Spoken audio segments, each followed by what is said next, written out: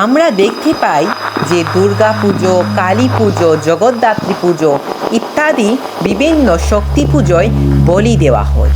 এই বলি কি শাস্ত্রসম্মত নাকি শাস্ত্র নিষিদ্ধ? চলুন জেনে নেওয়া যাক। চলুন এবার আমরা 18টি পুরাণের মধ্যে শ্রেষ্ঠ ব্রহ্মবৈবর্ত পুরাণ এবং মার্কণ্ডেয় পুরাণের অন্তর্গত শ্রী শ্রী চণ্ডী থেকে বলি সম্পর্কে কিছু তথ্য জেনে নিই। চলুন দেখে নেওয়া যাক মার্কণ্ডেয় পুরাণের অন্তর্গত শ্রী শ্রী চণ্ডীর দ্বাদশতম অধ্যায়ের 11তম শ্লোকটি। जानता जानता वापि बलि पूजां तथा कृतं प्रतिचिष्याम्यहं प्रीत्या बह्नि होमं तथा कृतं। বাংলা অনুবাদ: কেহ জ্ঞানী বা অজ্ঞানী, আমার উদ্দেশ্যে বলিদান, পূজা এবং বহ্নিহোম অর্থাৎ অগ্নিতে আহুতি দান করিলে তাহা আমি প্রীতির সহিত গ্রহণ করিয়া থাকি। যেহেতু ভগবতী মহামায়া নিজের মুখেই বলছেন যে বলি প্রদানের ফলে তিনি তুষ্ট হন, তাই আমরা এ থেকে নিশ্চিত হতে পারি যে বলি হচ্ছে শাস্ত্রসম্মত, এটি শাস্ত্র নিষিদ্ধ নয়। ব্রহ্মবৈবর্ত পুরাণ 47 অধ্যায় প্রকৃতি পূজার ফল ও কাল নিরূপণ। এই অধ্যায়টি আমরা যদি কিছু পাঠ করি তাহলেই আমরা বলি সম্পর্কে জানতে পারব। নারদ কহিলা, প্রভু দেবনারায়ণ অমৃত সমান কথা করিমু শ্রবণ, প্রকৃতি পূজার কথা কহ এইবার, মনোবাঞ্ছা কৃপা করি পুরাও আমার।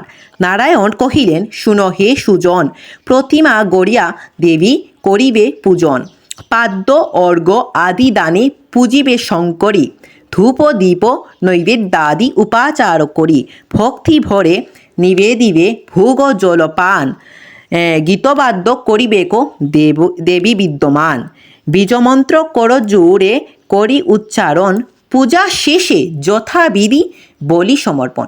এই যেখানে বলা হয়েছে পূজা শেষে যথাবিধি বলি সমর্পণ, মেষ ছাগ আদি পশু বলির বিধান, পক্ষী ইক্ষু ফলমূল হয় বলিদান, যথাবিধি এইসব বলি যদি হয় পূজার্থীর বহু পুণ্য হইবে সঞ্চয়, বলিরূপে মহিষেরে যেই করে দান শতবর্ষকাল তার স্বর্গে হয় স্থান, ছাগ যদি বলি দে কোনো মহামতি 10 বর্ষকাল তার স্বর্গেতে বসতি, কৃষ্ণসার মৃগে যদি বলিদান করে সেই জন 10 বর্ষ রহে সুরপুরে, গণ্ডার ছেদন কইলে দেবীর গোচরে 1000 বছর থাকে অমর নগরে।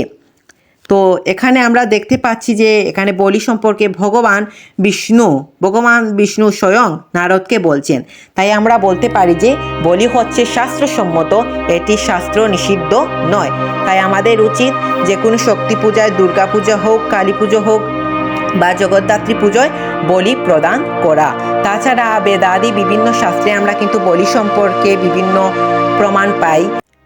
ভিডিওটি ভালো লাগলে অবশ্যই আমার এই ভিডিওটিতে একটি লাইক করবেন এবং এরকম ভিডিও সবার আগে পেতে অবশ্যই আমার চ্যানেলটিকে সাবস্ক্রাইব করবেন।